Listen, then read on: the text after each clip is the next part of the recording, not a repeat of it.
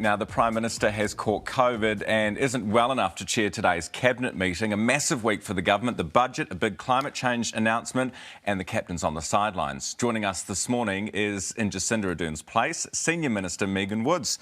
Minister, good morning. Morena. Morena, Ryan. Does this make you the acting Prime Minister? No, this doesn't make me the acting Prime Minister. This makes me the person doing the morning media round. You drew the short straw. Hey, how is the Prime Minister? What are her symptoms like? No, she's doing okay. As she described on Saturday, that she's got moderate symptoms, but like anyone else with COVID, she needs to take this a day at a time and she needs to rest up. Obviously, she's gutted not to be here. As you said, it's a really big week for us here in Parliament, not only the budget, but also the emissions reduction plans. And we're gutted not to have her here with us as well. Who's chairing Cabinet today then? So Grant Robertson, the Deputy Prime Minister, will be. All right. Hey, we've had another suspected ram raid, in fact, a couple overnight, and some shocking footage of a Noel Leeming store in Silverdale. Also, police stopping a car travelling the wrong way on the northwestern motorway. When is this bollards announcement happening? So look, my understanding is that the ministers involved in that have been doing a lot of work on that, and that's coming really soon. Obviously, that we had last weekend the announcement about a dedicated suite of measures around retail crime and what we're going to do, and bollards are part of that, and ministers have been working through that. I don't have the exact date, but I know that there's been work happening last week on it. Do you accept that for most businesses it's going to be months, probably more likely years, before their business is protected by bollards, just because of the lack of bollards and also the workforce to install them? Look, I don't know that that's necessarily the case in terms of in terms of what the supply chain of bollards is like at the moment. But it doesn't just have to be bollards. There's other ways in which that can be done. And ministers spoke about that last weekend when they launched it. That you can have pretty substantial planter boxes that are in place that do exactly the same job as bollards. Bollards are just really a physical barrier between cars and a store. How many planter boxes have we got? I mean, this is the thing, isn't it, Megan? Well, I think we can build a lot of planter boxes. Can we? How quickly can we build planter boxes? I mean, in all seriousness, this is something that every night small businesses are facing right up and down the length and breadth of the country. And you guys are talking about bollards. We haven't got the announcement about the funding yet. We don't know how many there are available. We don't know what the staffing's like. The reality is that for the foreseeable future, shop owners in this country are going to be ram raided, and there's nothing that you can do about it. Look, this is a situation we're taking incredibly seriously, and that's exactly why there was the announcement last weekend around the suite of measures to put in place. When we're talking about building planter boxes or bollards, we know this needs to be acted on quickly. There's no dispute about that, and we are serious about it, and the announcements will be coming very soon. OK.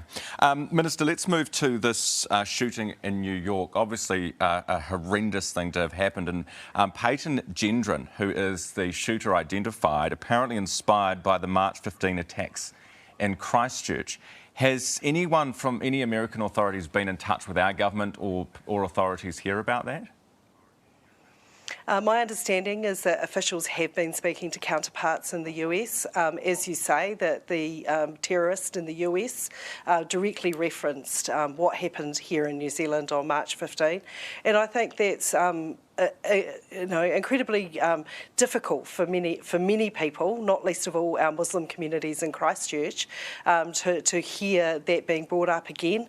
I think what they have taken great heart, and I know that many of them have taken great heart, because yesterday I happened to be at the laying of a plaque in Riccarton in Christchurch, not far from Al Noor Mosque, with members of the Muslim community in commemoration of those that lost their lives. But one of the things that they did take great heart from was the fact that things could act a lot more swiftly in terms of the online content than what we saw after the March 15 attack, that we actually have seen the fruition of some of the work of the Christchurch call.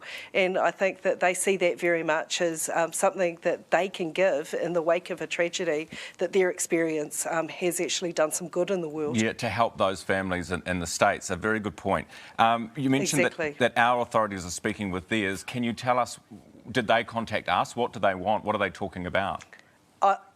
Look, I don't have that detail, Ryan, Okay. but I know that there has been communication. But also, part of the Christchurch call has been putting in place international networks for the right people, either the tech companies or various organisations to be talking to one another. So I think those lines of communication are much clearer than they were after March 15. Cool. 10,000 workers off the job today, the allied health workers strike. How many surgeries across the country will be cancelled or postponed? Look, as we know that the health system will manage through a strike as it has done previously. Obviously, we're disappointed to see this strike. It's not the position we wanted to be in. In terms of the exact number of surgeries, I can't give you that number, but I'm sure we can get it to you. But what we do want to see is a resolution to this situation. You haven't asked how many surgeries will be cancelled? I don't have that number, but as I said, Ryan, we can get that to you. Do you know how many outpatient clinics have been cancelled or postponed? Look, I don't have any of the numbers of any of the postponement. The briefing that I've been given, preparing for this morning, is that the normal procedures that the health sector would make in terms of preparing for a day of strikes have been put in place, that the priority is always in terms of dealing with emergency scenarios. Okay. But I'm sure we can get those numbers to you. Yeah, I would hope so. I just find it incredible that you've been given a briefing today on the day that 10,000 health workers are walking off the job and they haven't told you anything about the surgeries that have been cancelled or postponed. This, of course, comes after last week. I haven't been told. Yeah. Leah, it's just that last week Andrew Little told us that we are seeing a huge blowout in the number of people waiting for surgeries, waiting for hospital treatment after COVID. And I'm just obviously worried that this is going to add to that backlog. Oh, look, absolutely. And I'm not saying those numbers don't exist, Ryan. I'm saying as the person filling in for the Prime Minister, I don't have those numbers for you, but I'm sure we can get them to you. And the ministers who have responsibility for that will have that information. OK, fair enough.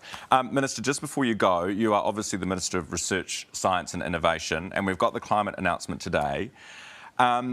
Genetic engineering, the genetic modification ban in New Zealand, are we being left behind the rest of the world? Will you look at reviewing this legislation, which is now pretty old and hasn't been reviewed in decades? So the legislation sits actually within the environment portfolio. We don't have any current plans at the moment that I'm aware of to review that legislation.